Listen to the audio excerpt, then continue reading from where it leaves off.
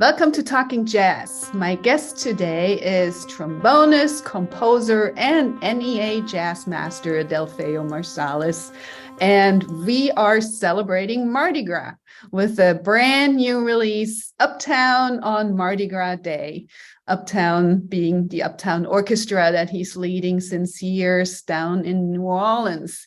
And me with my German accent, I'm probably saying it completely wrong. So I'll let him adjust that. Just to start us out, it is carnival time, that time of the year. And I want to hear it from you.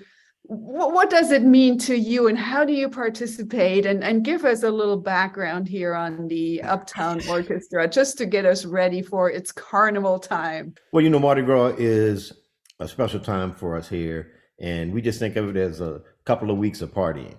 And it culminates, of course, with the Saturday and Sunday before Mardi Gras.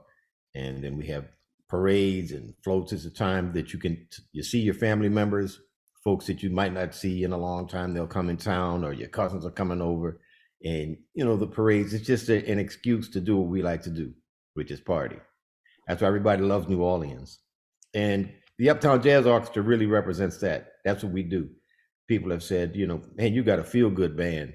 And I've said, is there any other kind? Why would you want a band that doesn't make you feel good? But that's kind of our specialty. And we thought that it would be a good time to honor especially the big chiefs and big queens, the Black masking Indian tradition by, putting out this carnival CD. And that's what we're paying tribute to. The great culture and the good times in New Orleans. I love that, the summary, the great times and the good times and the great culture, because that's what it is. And it's really interesting, again, with my European background too, where jazz came over a little later and we had to learn about the good times. It became art music. Right. Well, it's, and there is a lot of the African tradition in New Orleans. And we always say that's why people really love New Orleans, is they love the food, and that's got that African flavor. They love the dance, and that, of course, is direct ties back to the motherland. They love that Southern hospitality. And we find all these things in the great, African civilizations. And it's just traditions of things that we've been passing down. And we're trying to, hold on to those great values and traditions, and, trying not to let the mainstream news get in the way too much, which is always the gloom and doom. We're trying to provide a different response to that. Gets more attention that way if you have gloom and doom. New Orleans is really real, and folks have said it's the last really original American city, and that could be. A lot of it has to go back with the French and the Spanish, I would say for sure, influence, in addition to the Africanism, unlike other parts where they were colonized by the British, which is a whole nother kind of a thing. So, that's the Mardi Gras, I guess, really embodies that spirit of celebration that we have down here in New Orleans, with the brass bands and the parades and, throwing the beads into the balloons and, hey, and that party atmosphere is really great. Absolutely. We'll have the Jazz Education Network conference in New Orleans again next January, and you betcha everybody's going to be there. That's the best one. We're looking forward to it. I got to see if we can get a gig on that. Early January, get ready. All right, it's carnival time. So let's get in the mood before we talk a little bit more about the great city of New Orleans. Here we go.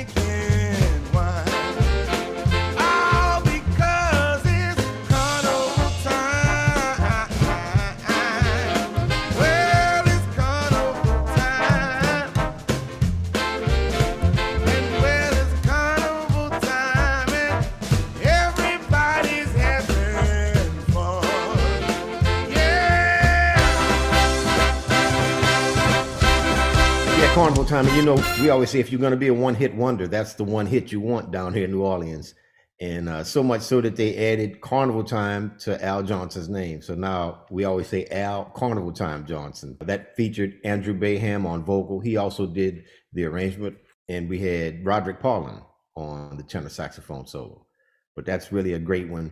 And we love the sound of that because it's really a shuffle. It shows you how much the R&B and the jazz are really related with the sound of that shuffle. And you get ready to have a good time. Oh, absolutely. I think we're definitely in the mood now. And, so I'm talking to you from the city of Vienna, right? And Vienna has branded itself as the city of classical music, and New Orleans has branded itself as the city of jazz. So it's kind of the same thing. It's not just music. It's a brand, you are jazz, right, or you are classical music, and get your Mozart chocolates and all the deals and all that. I wanted to ask you a little bit about, or talk a little bit about the musical elements. What makes New Orleans jazz, New Orleans jazz? And in this next one, in the Uptown on Mardi Gras, you hear some things, some of the call and response thing, the stop time, the blues form, the honky-tonk piano. What did I get or not get here about what goes into the music? Well, we wouldn't say honky-tonk necessarily as far as the piano sound, but no, that's accurate. I believe that what people consider the real New Orleans sound is less jazz and more R&B or funk. So if we say, who are the classic New Orleans, as a generality, if you ask for classic New Orleans musicians, folks might mention Fats Domino, or they might say, they love the Meters, or Alan Toussaint, or Irma Thomas. Now, maybe going way back, they'd say Louis Armstrong, but typically you wouldn't hear Jelly Roll Morton. You wouldn't hear Sidney Bechet, who also played the earlier style. So, we like to incorporate as much of tradition as we can with kind of the modern sound. Or the Neville Brothers, these are people who play, and they play more of a funky sound, and that's just what it is. So Uptown on Mardi Gras Day is just that. It's more of an R&B type song, what we, consider the early R&B sound than a jazz sound. But hey, to me, it's all jazz. It can all work as long as you have that, the roux. It's like in a gumbo, the roux is the main thing. You got to have that roux. And then some people like to put sausages in the gumbo. Some people like to only put seafood in the gumbo. Some people put ham in the gumbo. As long as that roux is correct, you can add whatever you want. And that's how we feel about it. So we can have elements of Jelly Roll Morton, or we can have Professor Longhair. We could have the Funky Meters. And to me, but more importantly, whether you call it jazz or it is jazz, at a certain point, to me, the music has to speak to the people. And, this is what's very important. I love the gumbo comparison that, that always works so well. Say, there's some things you have to make a gumbo, but the rest, put it in as you like. And that's what makes this music so much fun. Well, I would say let's go Uptown on Mardi Gras Day. Anybody, who are we going to hear here in terms of people soloing? Uptown on Mardi Gras Day, and again, this arrangement by myself and Andrew Bayham. Tanya Boyd Cannon is our vocalist, and she really works well with the group because she's actually a soul singer. She's not what you would consider a jazz singer, so she fits well with kind of our concept of what we're doing. Devell Crawford is playing piano, and they call him the piano prince of New Orleans, so he really has that sound, and that kind of drives. You can hear those fills that he's playing, and it really drives. Here we go, Uptown on Mardi Gras Day. Here we go.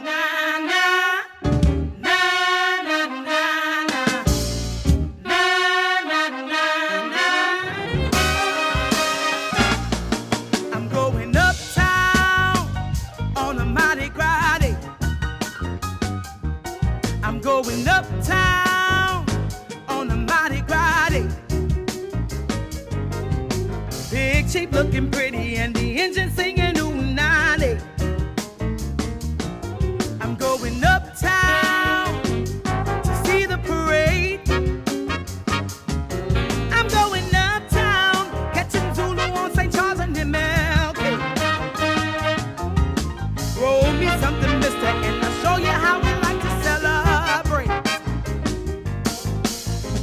Na, na, na, na. Na, na, na, na.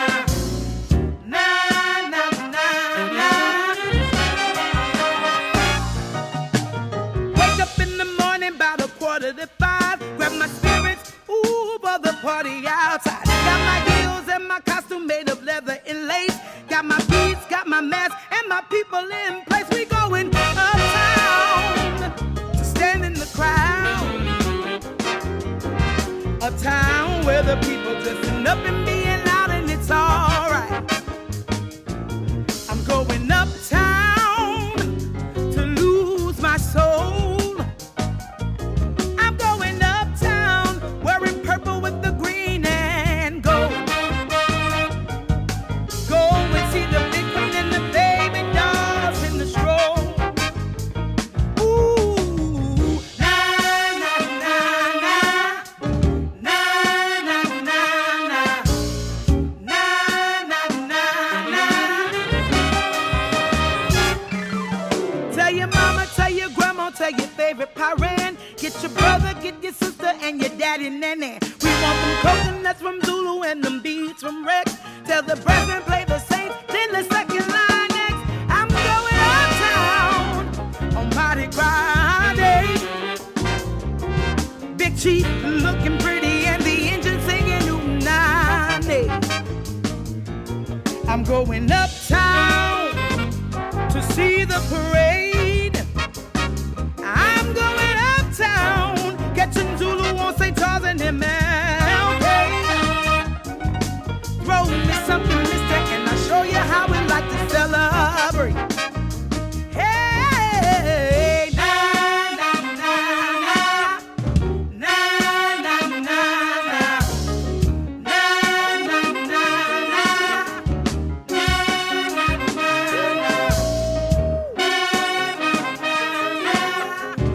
That was Uptown on Mardi Gras Day from a very new release by my guest today, Delfeayo Marsalis, Uptown on Mardi Gras Day. Was the title track. So we're getting in the mood. It's Mardi Gras time. And something we just talked about is those funky, groovy R&B elements. This next one is going to be the new suit. So it's also about the looks. Oh yeah. I assume. Oh yeah. But I did want to ask you about a little bit about something else, because I saw that you also have the Uptown Music Theater, and that it was inspired by your youngest brother as a community unity mission project. So Right. I would like to So- know a little bit about that.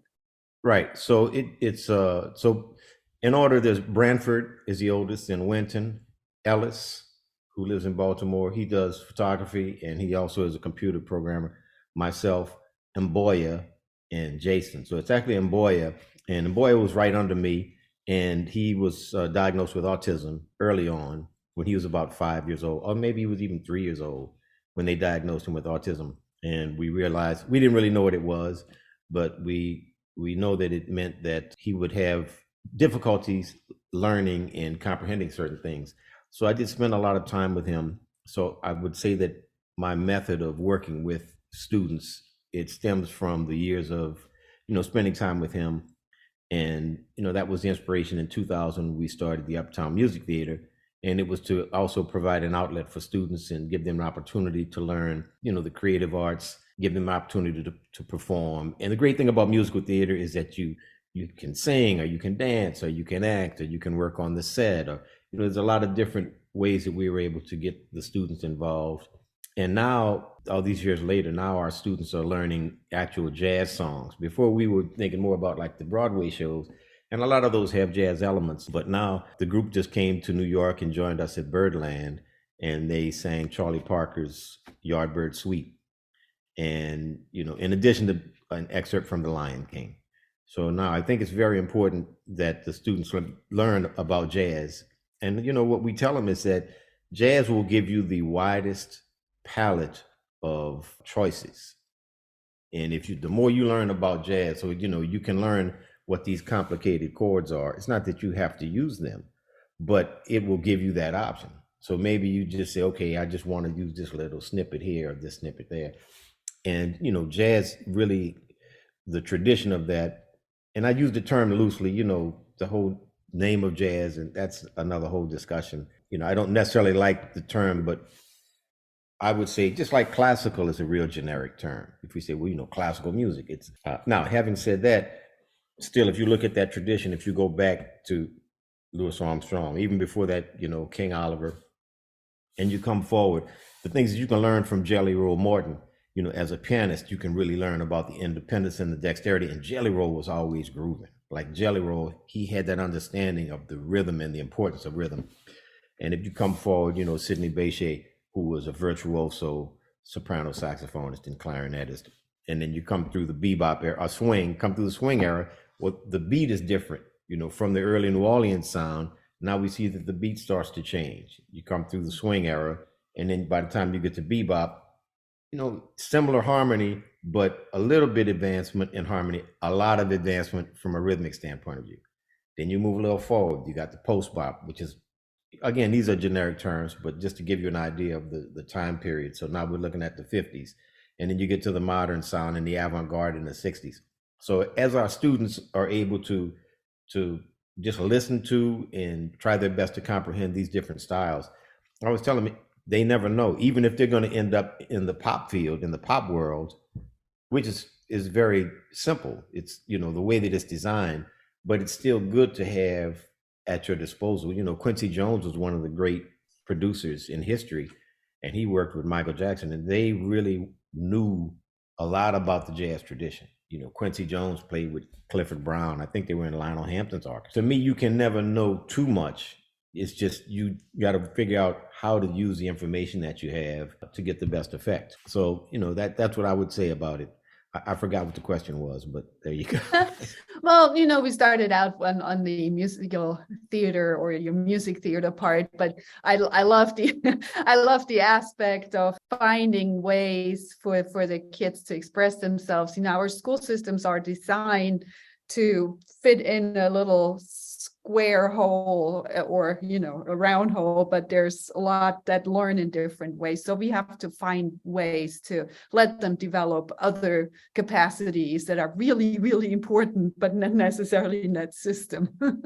And the kids are really interested in the Broadway sound and everything, and my take is that there's other information that they need to have. So the Broadway thing is cool, but I'm like, this is kind of an imitation of Sarah Vaughan or Billie Holiday or Dorothy Dandridge. I mean, there's a whole list of individuals that I'm saying, Ella Fitzgerald. You need to know what they did. You need to know, what I'm saying, how you can utilize that information.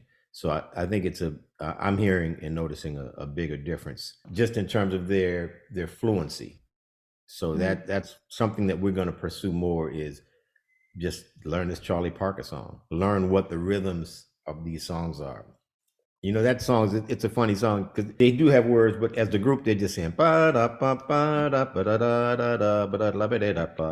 second section goes, and I had them learn the bridge, well, then we listen to Charlie Parker. Charlie Parker does a turn. He goes, da da da da da da. So they're like, wait, can we do that? I'm like, well, yeah, you can do it if you can work it out. So they were like, oh, look, how do we say that? I said, just say da-da-da. Oh, da-da-da, da-da-da, da-da-da, da-da-da. So they were like, they're excited because they're like, what is that thing that he's doing? But that's a good example of something that they would never experience that, outside of, in the jazz, the sounds of jazz. That's really cool. And that shows you the importance also of listening to things. You can't learn things out of the dictionary. Well, yes. The new suits. What's the new suits that we're going to listen to, and who's featured and who wrote, and right. So what's the new suit about? During the pandemic, we founded a new nonprofit. It's called Keep New Orleans Music Alive, KNOMA, and we founded that as a means of providing emergency relief to the native culture bearers. And people who are very important to this city are the Black Masking Indians. You may also know them as the Mardi Gras Indians, which is a better branding tool, a branding name, the Mardi Gras Indians, but they consider themselves Black Masking Indians, or some of them just say, Black Indians or Indians. And it's a long, long tradition. And some of the big chiefs would say it comes from Africa. Some of the big chiefs say, well, it started when they got here.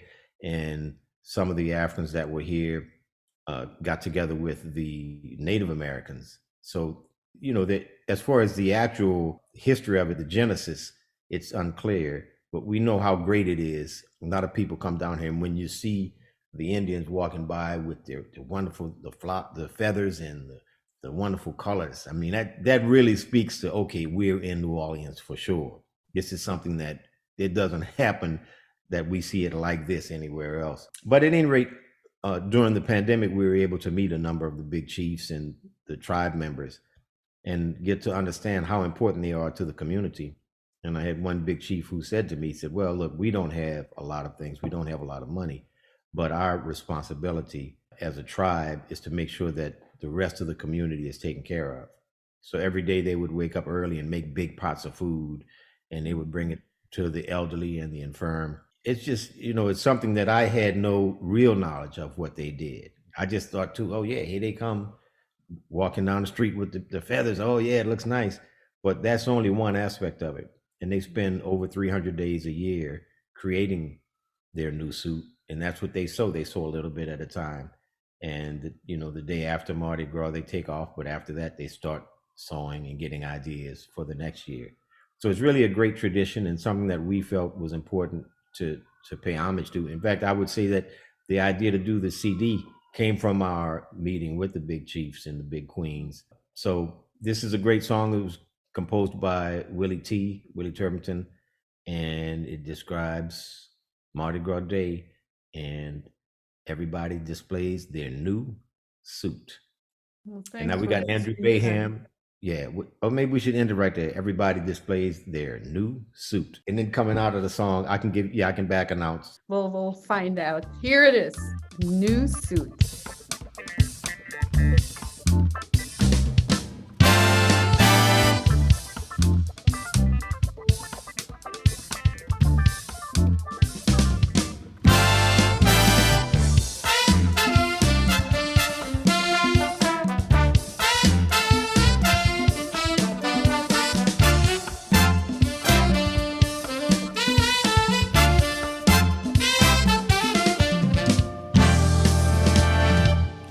Every year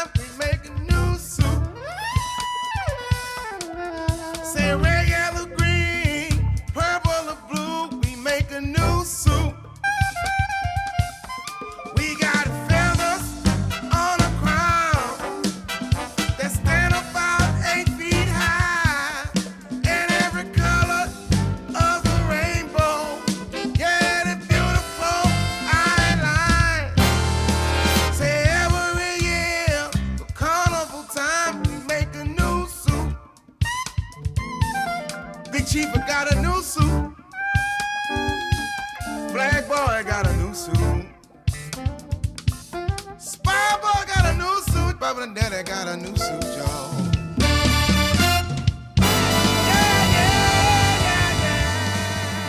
New suit from the album Uptown on Mardi Gras, and Delfeayo Marsalis is my guest today, and you wanted to give me some insights on who we heard, who those great soloists are. So go ahead.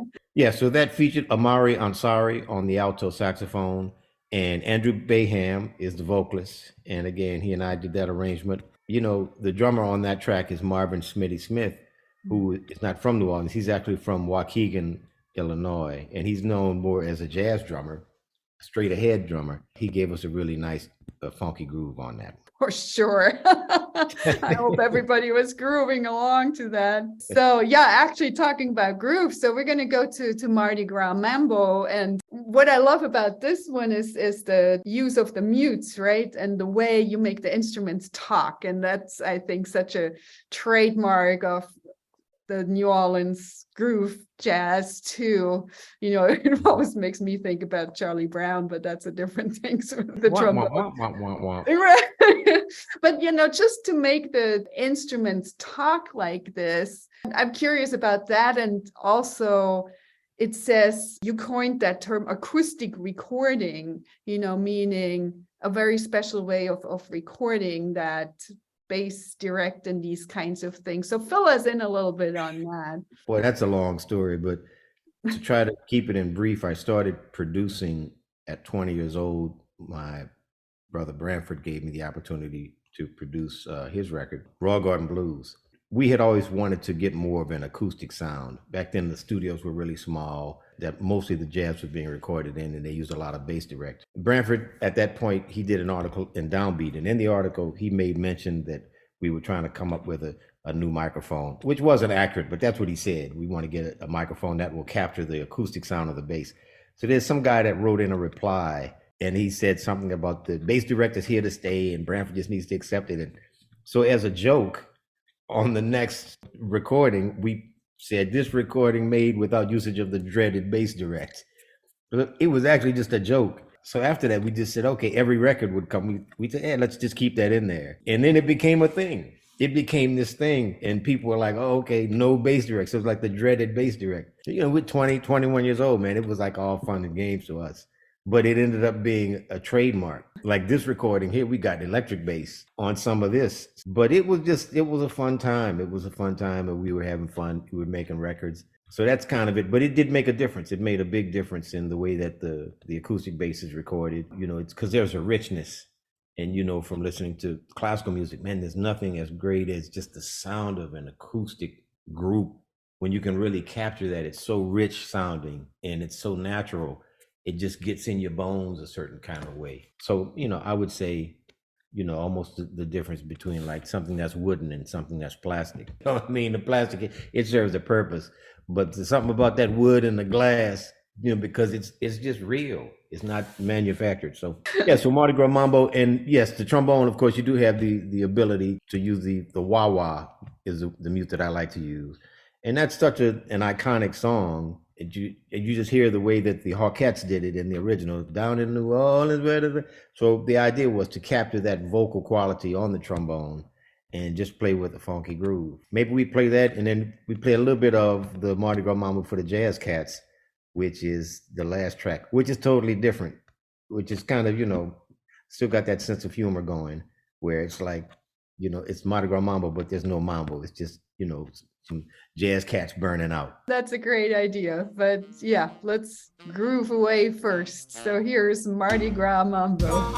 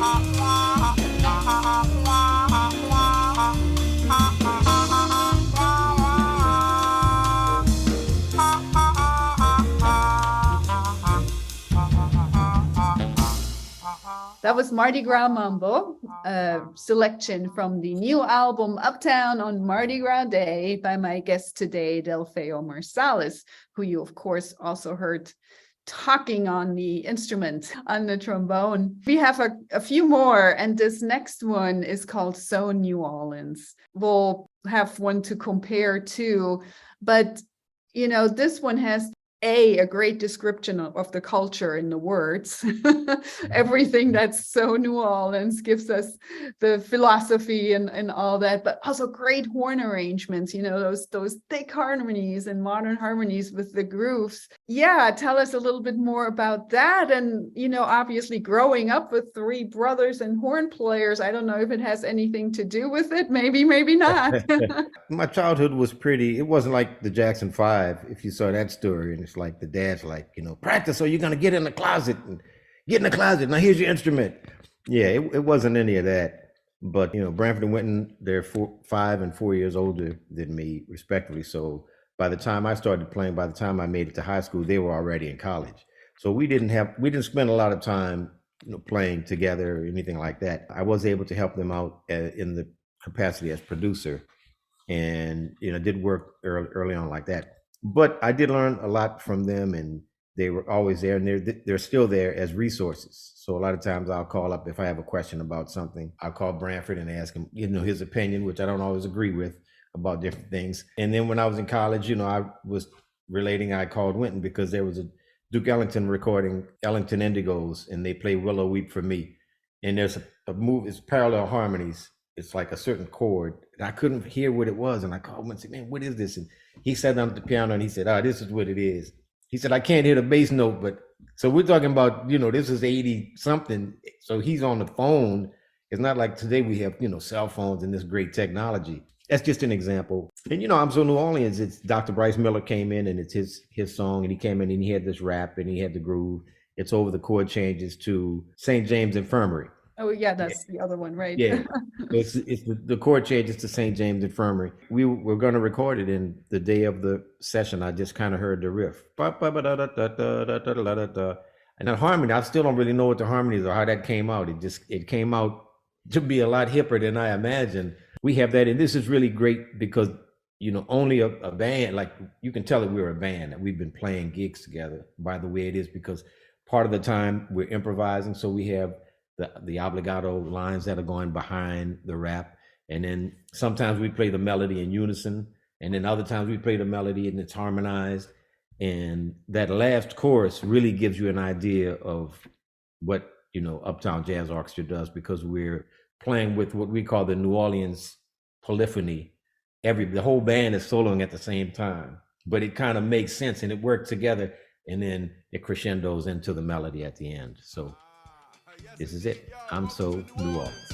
So New Orleans. Let's have a listen. Here it is. We gonna make it do what it do. Come on, y'all, put your hands together. We are So New Orleans. Come on. Make it do just what it do. Come on, y'all. Let's go uptown.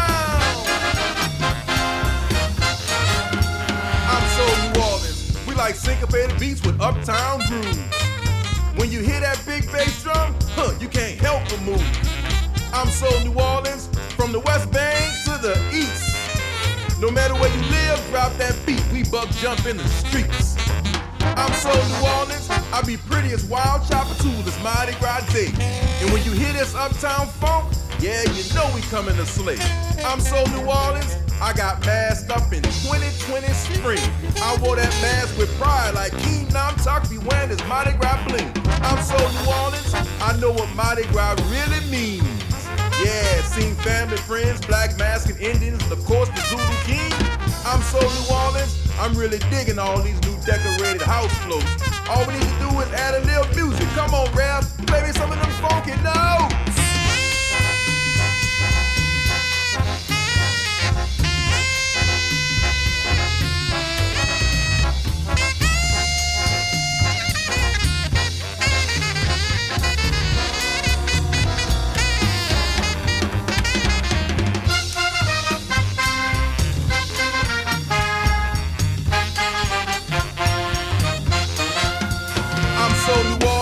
It makes me proud that Louis Armstrong was a Zulu king. Cause that let me know from an early age, I can do just about anything. I'm so New Orleans, I remember Hoda Kotb on the Channel 4 morning news. Looking like soul food, her colorful dresses and them tan suede shoes. I'm so New Orleans, yeah, the pandemic made us cancel Mardi Gras one year. But we threw the party virtual, folks in front of their computers and their Mardi Gras gift. I'm so New Orleans, I remember the Pinstripe Brass Band rocking them second line streets. They had the whole city singing at home to yeah, come see about me.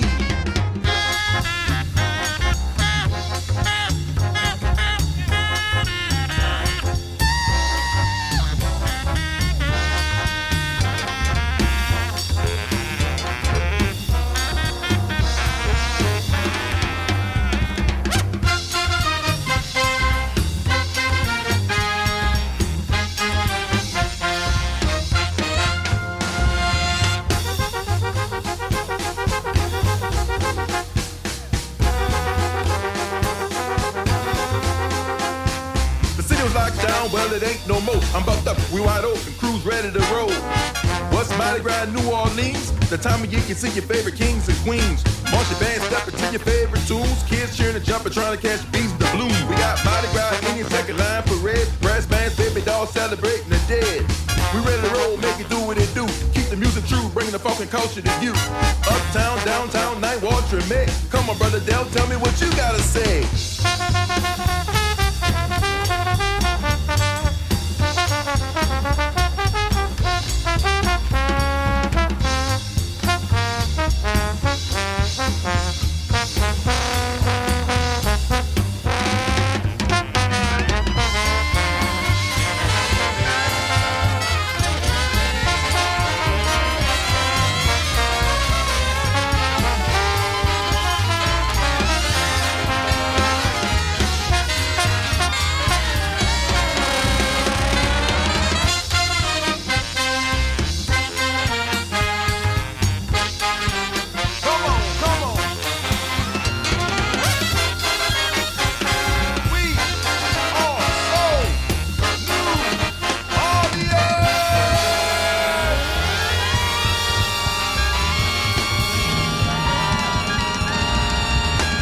That was So New Orleans, a selection from the new album Uptown on Mardi Gras Day.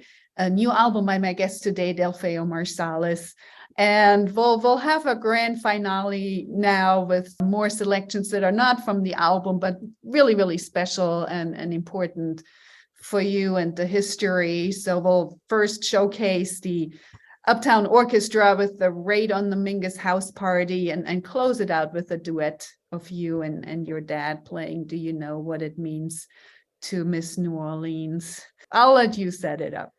Yeah, so Raid on the Mingus House Party is probably our finest work. I mean, it really represents who the Uptown Jazz Orchestra is and what we do.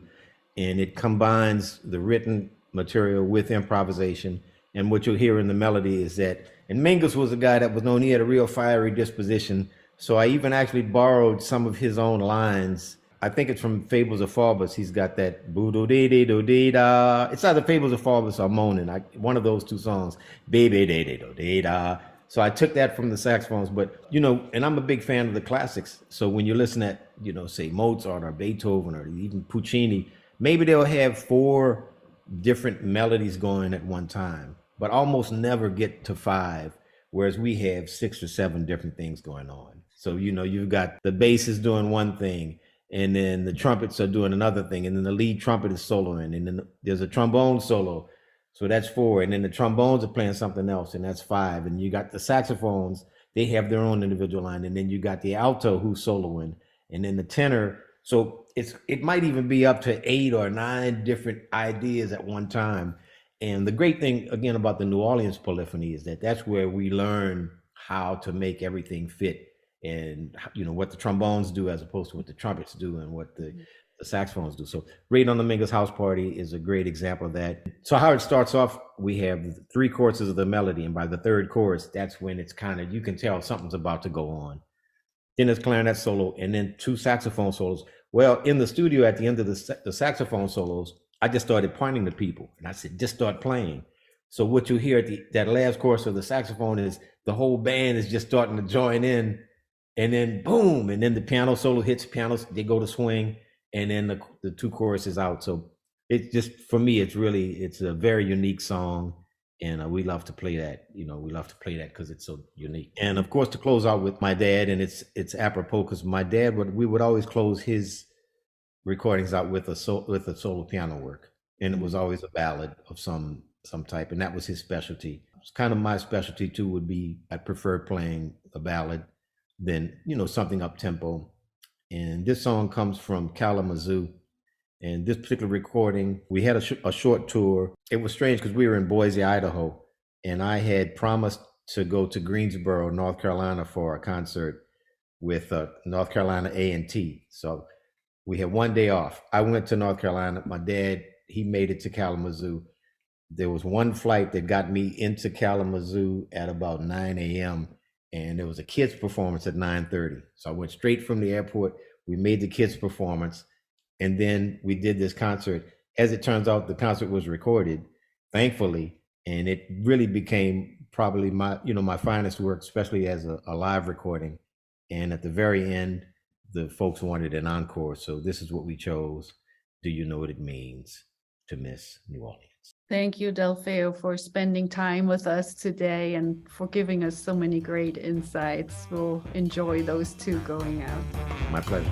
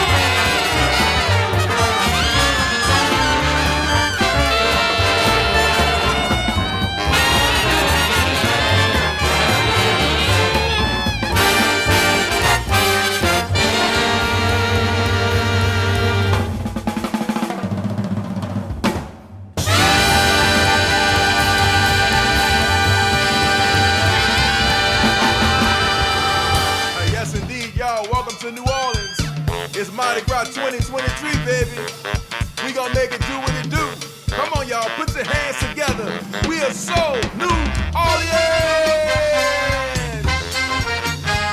Come on. Make it do just what it do. Come on, y'all. Let's go uptown. I'm so New Orleans. We like syncopated beats with uptown grooves. When you hear that big bass drum, you can't help but move. I'm so New Orleans, from the West Bank to the East. No matter where you live, drop that beat, we buck jump in the streets. I'm so New Orleans, I be pretty as wild chopper too, this Mardi Gras day. And when you hear this uptown funk, yeah, you know we coming to slay. I'm so New Orleans, I got masked up in 2020 spring. I wore that mask with pride like King Nam Tuck be wearing his Mardi Gras bling. I'm so New Orleans, I know what Mardi Gras really means. Yeah, seen family, friends, black mask and Indians, and of course the Zulu King. I'm so New Orleans, I'm really digging all these new decorated house floats. All we need to do is add a little music. Come on, Rev, play me some of them funky notes.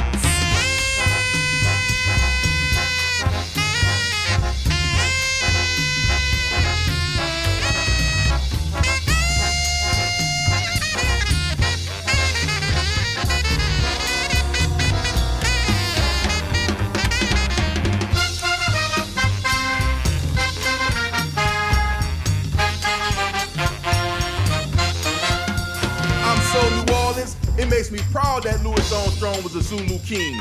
Cause that let me know from an early age, I can do just about anything. I'm so New Orleans, I remember Hoda Kotb on the Channel 4 morning news. Looking like soul food, her colorful dresses and them tan suede shoes. I'm so New Orleans, yeah, the pandemic made us cancel Mardi Gras one year.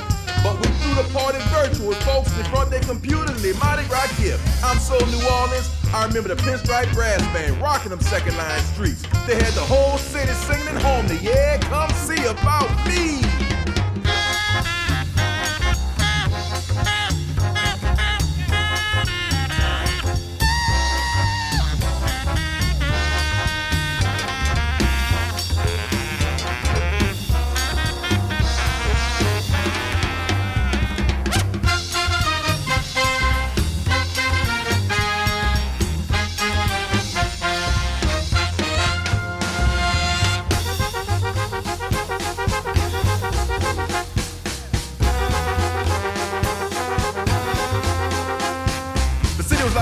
Well, it ain't no more. I'm bucked up, we wide open, crews ready to roll. What's Mardi Gras, New Orleans? The time of year you can see your favorite kings and queens. March your band stepping to your favorite tunes. Kids cheering and jumping, trying to catch beats and the blues. We got Mardi Gras, Indian second line parade. Brass bands, baby dolls celebrating the dead. We ready to roll, make it do what it do. Keep the music true, bringing the funk and culture to you. Uptown, downtown, night walk, mix. Come on, brother Del, tell me what you gotta say.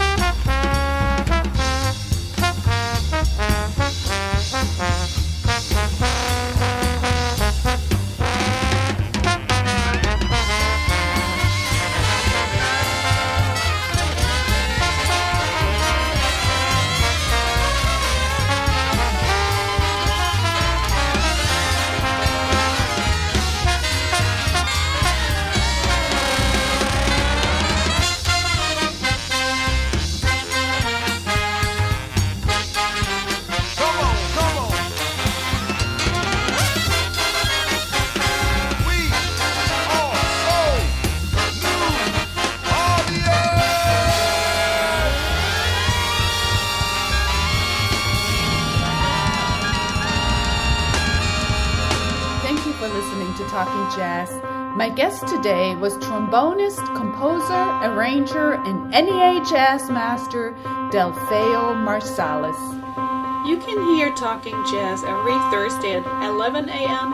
and Mondays at 7 p.m. on WETF 105.7 in South Bend, Indiana, or online at jazzradiowetf.org. and Fridays at 8 p.m. on WICR 88.7 Indianapolis. previous shows are also on my YouTube channel, Monika Herzig, MonikaHerzig.